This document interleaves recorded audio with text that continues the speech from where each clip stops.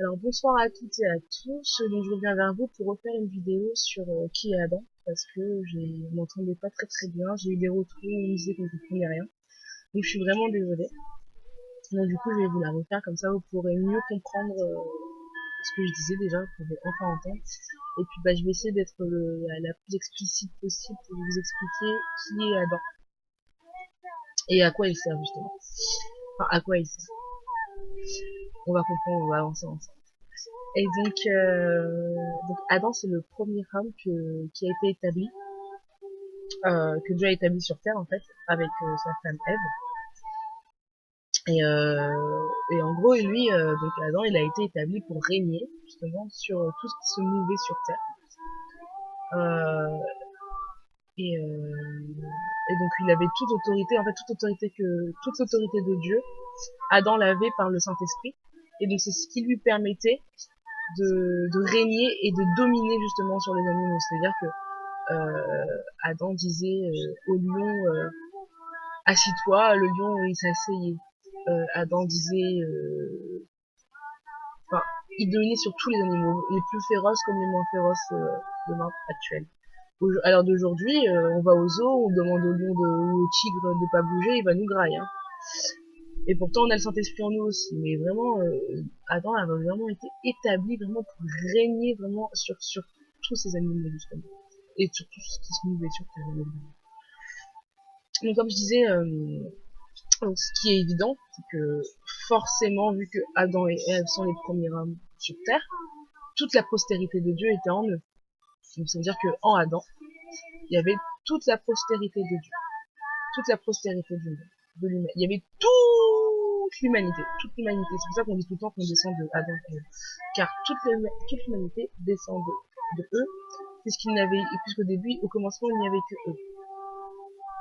Et Et normalement, Adam, il était censé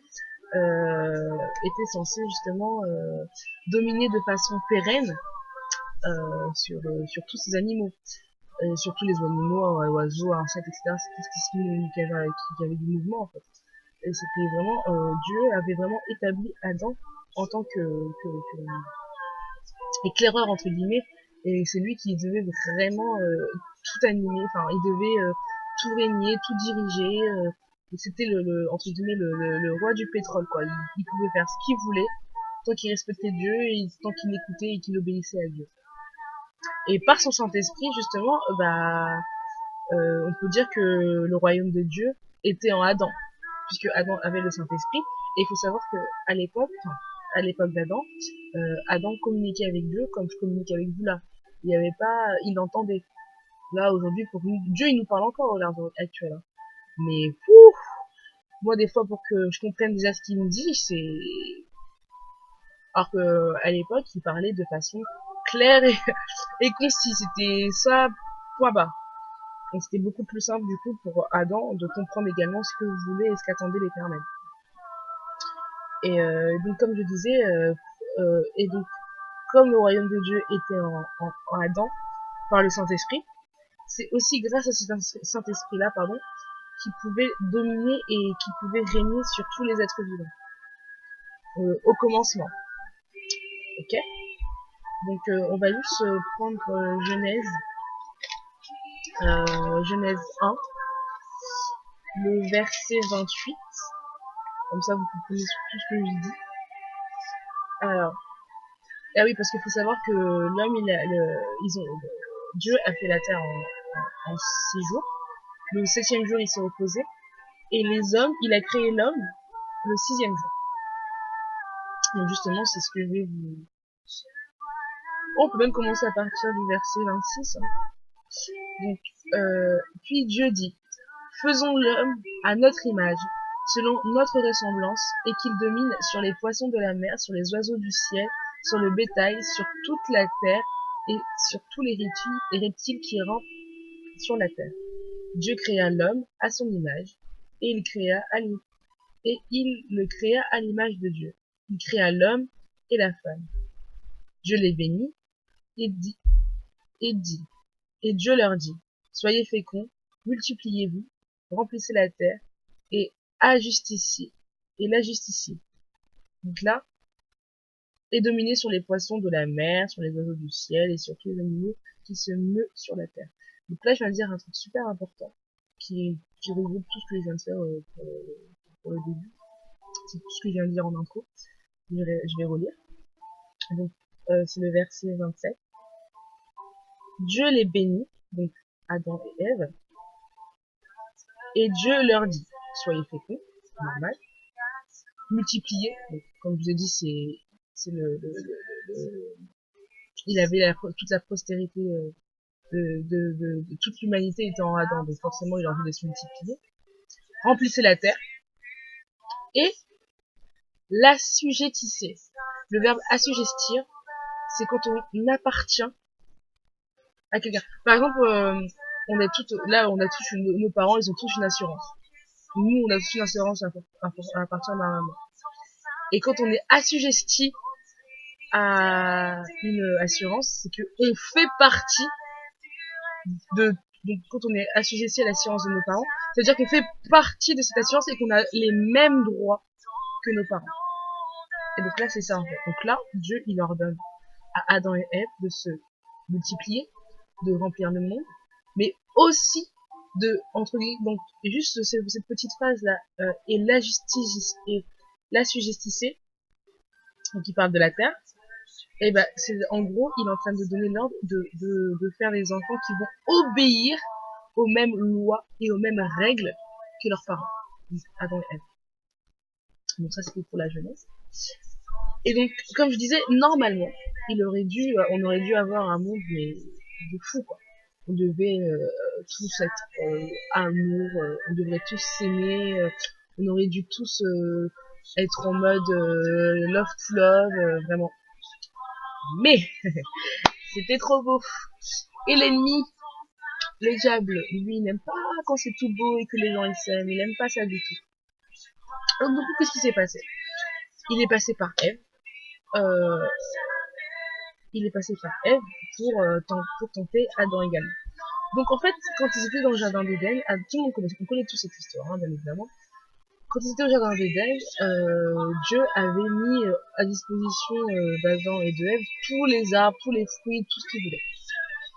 Et il leur dit qu'il y avait un arbre au milieu du jardin, qui était l'arbre de connaissance du bien et du mal. Et Dieu avait dit, vous pouvez manger de tout arbre, de tout fruit, hormis celui-là qui est produit par cet arbre-là. Donc beaucoup de gens disent que c'est des pommes, voilà. Moi j'ai lu la Genèse entièrement et nulle part il y avait écrit la spécificité de ce fruit. On sait qu'ils ont mangé un fruit, mais ça aurait pu être une pêche, ça aurait pu être une mûre, ça aurait pu être n'importe quoi. Donc la pomme, c'est quelque chose que le monde a voulu, je ne sais pas pourquoi une pomme. Mais en tout cas dans la Bible c'est pas écrit que c'est une pomme. Donc je pense que ça on saura que quand on sera mort, hein, bien évidemment. Mais là, reste, enfin, après tout, on s'en fout de savoir quel était le fruit. On se comprend qu'ils ont désobéi et qu'ils ont pris un fruit. Donc, que ce soit une pomme, une myrtille, une framboise, une fraise, peu importe.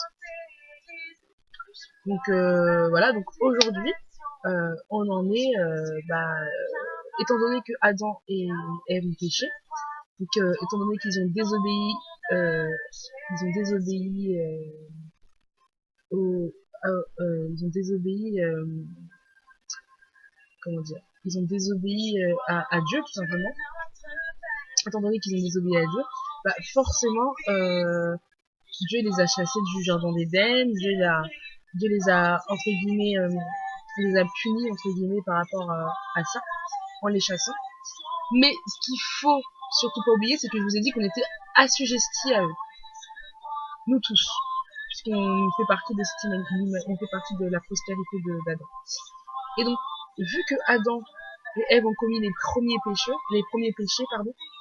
ça fait de nous automatiquement des pécheurs, puisqu'on est les ayants droit, entre guillemets, de Adam et Ève. Donc aujourd'hui, on en est là dans ce monde, justement à cause du premier péché qui a été commis, parce qu'au final, étant donné que Adam avait toute l'humanité en lui, c'est comme si toute l'humanité avait péché, par la désobéissance. Et Et donc, comme nous, on ne fait qu'un avec lui, bah forcément, si Adam pêche, nous pêchons.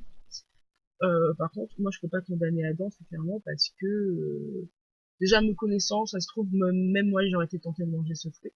Sans même peut-être avoir eu besoin du serpent qui vienne me dire, ah, goûte-le. Donc, ça sert à rien d'être dans le, ça sert à rien d'être dans le jugement, dans la condamnation, puisque on ne sait pas comment nous on aurait réagi. Mais ce qu'il faut comprendre par cet acte, c'est que ils ont désobéi, ils ont péché, donc nous avons péché, et aujourd'hui on en est là. Ils ont mangé du fruit de la connaissance du bien et du mal. Du coup, c'est comme s'ils ont fait une déclaration d'indépendance à Dieu, en gros. C'est comme si, genre, moi j'ai ma petite sœur. Ma petite sœur, elle me prend tout le temps mes fringues. Tout le temps, tout le temps. Je lui dis, Caro, tu prends pas ça, tu mets pas ça. Elle prend tout le temps mes habits. Donc, du coup, ce que j'ai fait, c'est que vu qu'on n'a pas le même âge, on a 6 ans et demi d'écart, donc il y a forcément des vêtements que moi je peux mettre parce que je suis, entre guillemets, une femme, alors que elle, c'est un enfant. Donc, je lui dis, bah, écoute, tu pourras mettre de ça, tu pourras mettre de ça, mais tu pourras pas mettre de ça. Mais attends, la gamine, elle est trop maligne. Quand je suis pas là, tout ce qu'elle a pas le droit de mettre, c'est ce qu'elle met. Et donc en gros, elle déclare son indépendance, très clairement. Elle déclare que tu peux me dire ce que tu veux, le jour où tu me tournes le dos, le jour où, quand le chat n'est pas là, les souris dansent, et ben alors le chat n'était pas là, c'est la valse, elle danse, elle prend tout. Donc elle déclare complètement son indépendance parce que voilà. Et c'est exactement ce qui s'est passé avec Adam et Ève. Ils ont déclaré leur indépendance en désobéissant à la parole de Dieu. Mais on peut pas les blâmer car nous, on pêche chaque jour. On pêche vraiment chaque jour. Sauf que lui, bah, c'est le premier péché. C'est juste tout ça. C'est le premier péché de l'humanité. Donc, dès lors où il y a le péché, le Saint-Esprit, du coup, il a quitté. Il a quitté, genre bye bye, en mode le Saint-Esprit, il pouvait pas rester dans un corps. Il pouvait pas rester dans un corps impur. Vous me direz, oui, mais comment ça se fait qu'aujourd'hui on a le Saint-Esprit? Alors, ça sera une autre vidéo. On va pas tout mélanger, on va faire étape par étape. Là, on parle de on vous parle de l'ancienne alliance, donc, pour l'instant, voilà.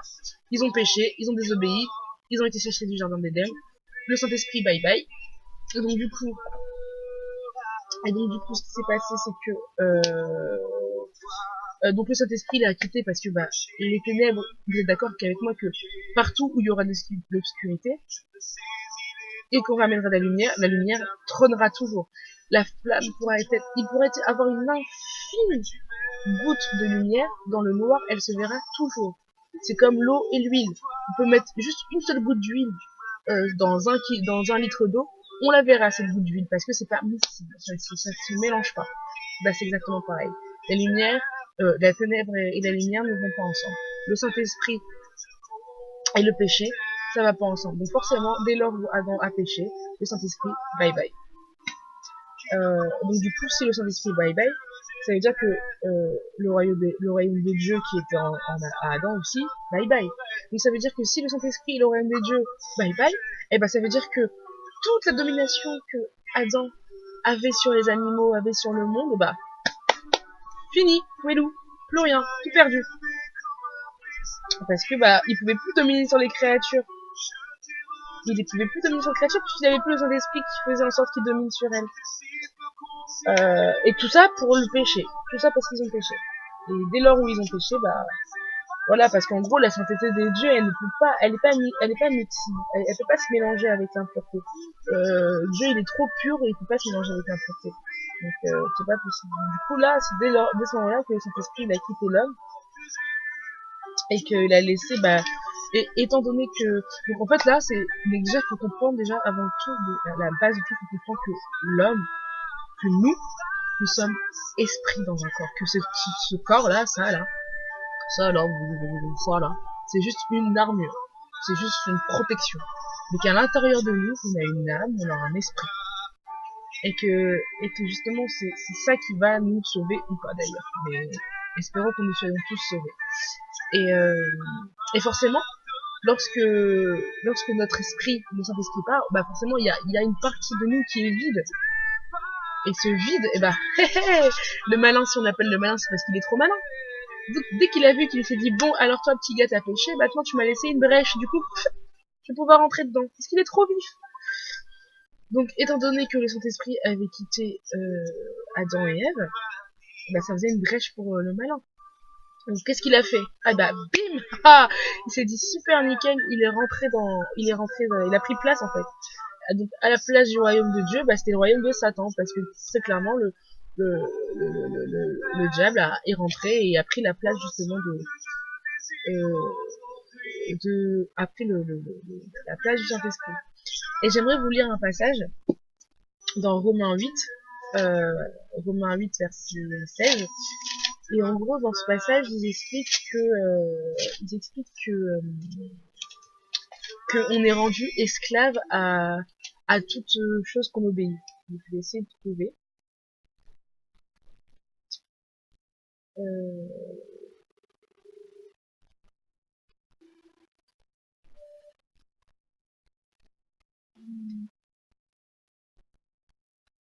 excusez-moi. Je connais pas encore la Bible par cœur. Pas encore. Ça va pas arriver. Un jour, je vous sortirai les passages comme ça, je vous dirai. Mais au moins, je triche et tout. Au moins, je vous dis pas n'importe quoi. C'est écrit, c'est la parole. On va pas dire que j'ai menti, hein, puis, hein.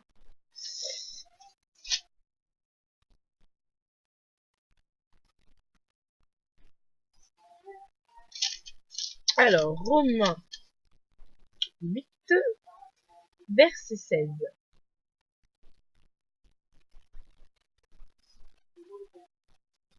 Je crois pas que ça soit ça.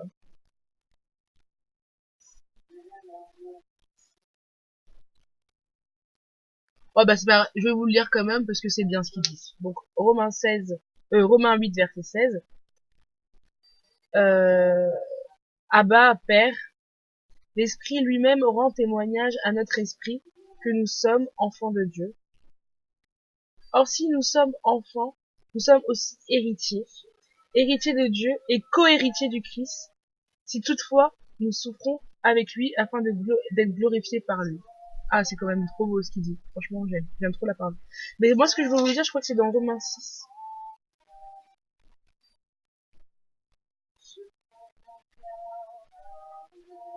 Voilà, c'est ça.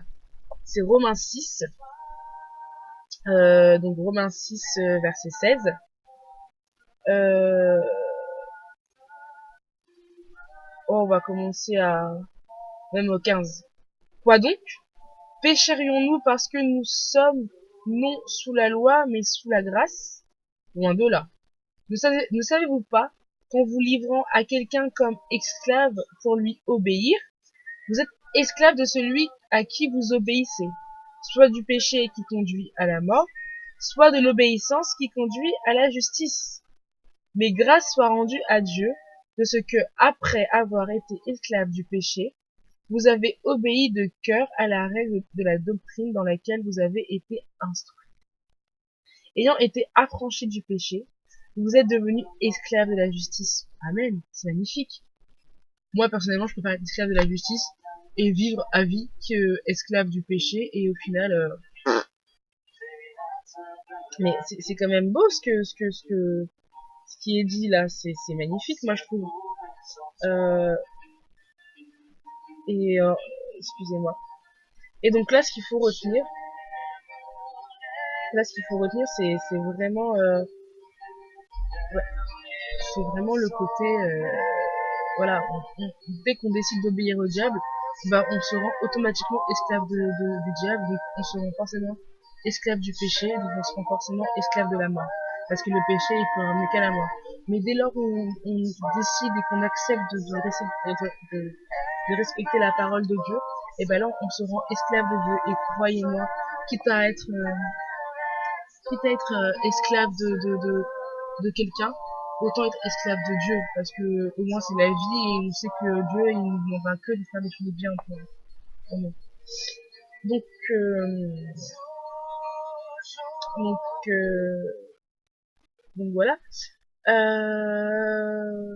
Ouais, donc oui, comme il est dit dans Romains 6, verset 16, nous sommes rendus esclaves aux personnes à qui nous obéissons.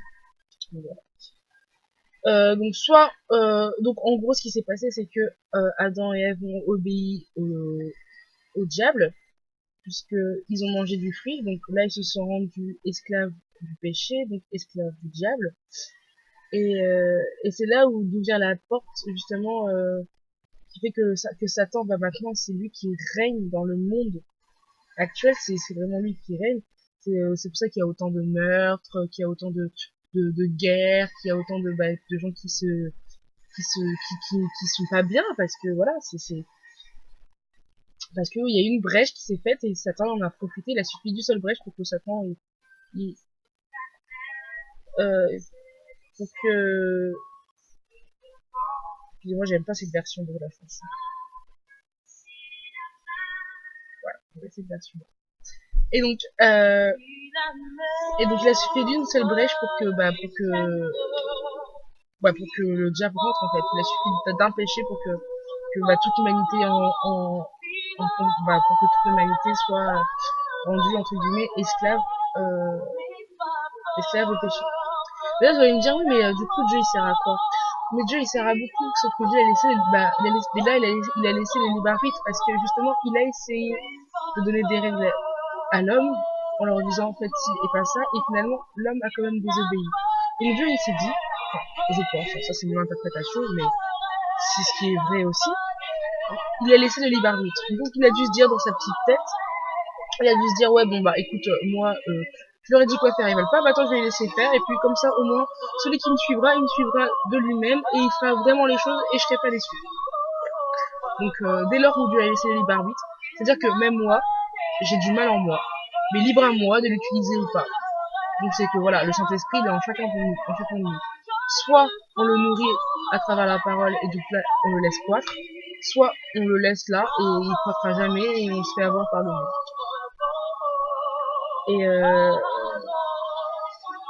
Et donc du coup, bah il y a eu le chaos sur Terre puisque les animaux ne craignaient plus là, et les lames ne craignaient plus l'homme. Donc du coup, c'était un peu le bordel. Mais bon, comme Dieu il est amour, il a rétabli un plan pour acquérir de nouveau, pour qu'on réacquiert le Saint-Esprit. Parce que comme je vous ai dit, le Saint-Esprit il nous a dit bye yo. Et donc justement pour qu'on lui dise come on, viens. Dieu a tellement il est miséricordieux et qu'il est amour et qu'il finit toujours par avoir pitié de nous dès qu'on se répand vraiment. Et ben il s'est dit il a trouvé un moyen pour que le Saint-Esprit entre guillemets revienne sur les hommes. Et ce moyen, et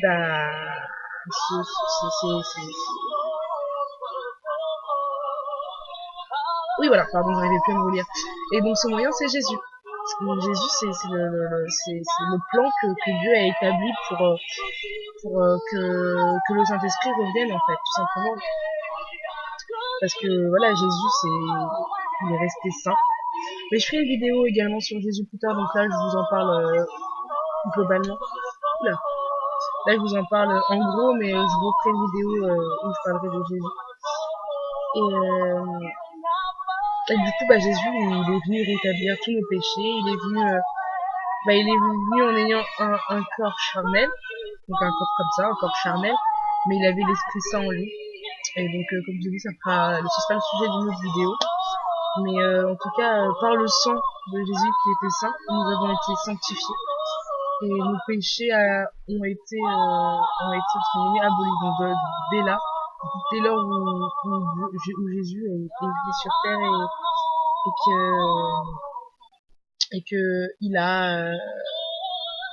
et dès lors où il est venu sur terre et qu'il a versé son sang,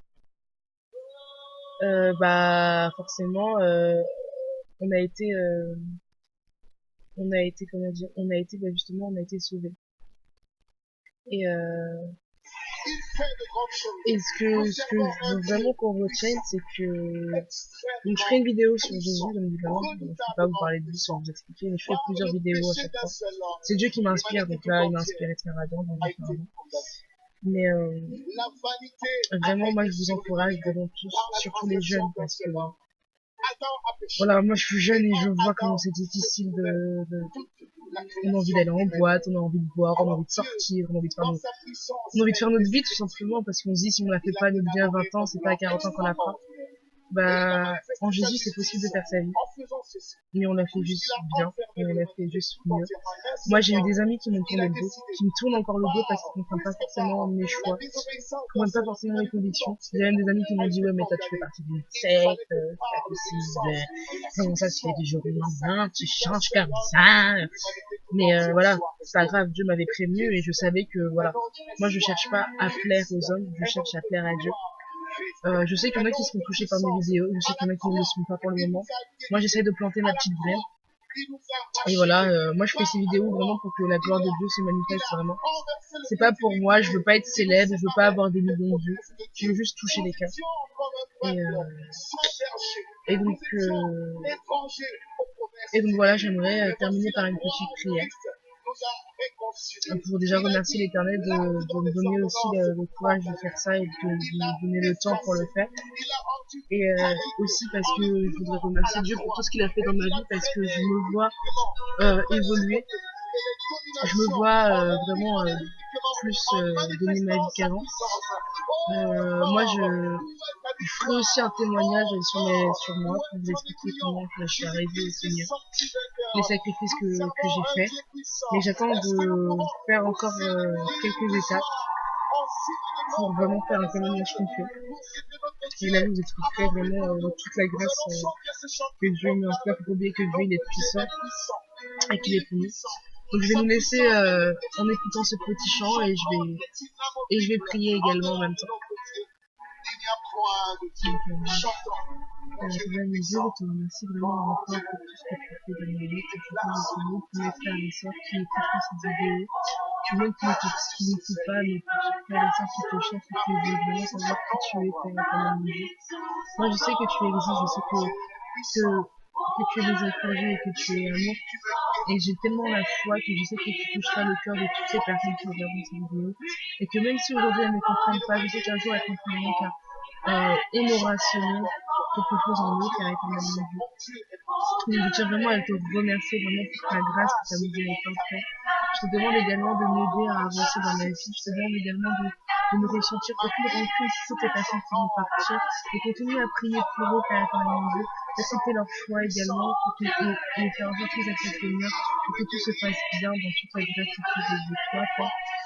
J'aimerais aussi, Père éternel, te demander pardon pour tous mes péchés, pour toutes les fois où j'ai pas cru en toi, pour toutes les fois où j'ai douté de ta force, ou même que j'ai douté tout simplement de moi, ou du Saint-Esprit que tu nous as laissé, Père éternel. Je te remercie vraiment pour toute ta grâce, parce que, Seigneur, je sens vraiment que tu touches mon cœur et que tu vas en toucher encore plein d'autres. Donc, je te remercie pour tout ce que tu as fait dans ma vie, pour tout ce que tu as fait dans la vie de mes frères, pour tout ce que tu fais dans la vie de mes frères et sœurs également, Père éternel mon Dieu. Et je te remercierai encore jusqu'à la fin du jour, Père. Je te demande vraiment, Père éternel mon Dieu, de nous donner la sagesse afin de savoir qui tu es, afin de te connaître, afin de créer une proximité avec toi, Père éternel mon Dieu. Donc, je te remercie vraiment pour toutes ces vidéos que je vais faire et que j'ai déjà faites, Père éternel. Je te remercie pour toutes les critiques que j'ai pu avoir, Père. Je te remercie car ces critiques m'aident à avancer. Pour toutes les fois où les personnes m'ont dit, me féliciter, c'est bien, Père éternel. Merci, Seigneur, car ça m'encourage. À travers ces encouragements, je te vois, Père éternel. Et à travers ces critiques, je te vois et je me remets également en question pour savoir comment mieux faire les vidéos, Père. Je ne cherche vraiment aucune gloire, c'est vraiment pour ta gloire et seule ta gloire, Père éternel, car je ne suis qu'un pauvre pécheur, Père, et je suis juste un outil pour te servir, Père éternel mon Dieu. Donc je te remercie, Père, que toute personne soit vraiment bénie, Père, et merci Seigneur. Donc voilà, je vous encourage vraiment à chercher la face de Dieu, ne vous abandonnez pas, n'hésitez pas à me poser des questions, je vous répondrai au mieux possible. Et n'oubliez pas que Dieu nous aime. Et il y a un passage que j'aime beaucoup dans la Bible, c'est Romains 8, 37. Car nous sommes plus que vainqueurs grâce à celui qui nous a aimés. Donc voilà, ce passage, je veux tout dire. Si on sait qui on est, si on sait que Dieu nous aime, bah on sait qu'on est forcément vainqueur de tout ce qu'on a fait. Donc voilà la famille, je vous fais des gros bisous, j'espère que vous m'avez mieux entendu, et puis bah à la prochaine pour une nouvelle vidéo. Bye, soyez bénis.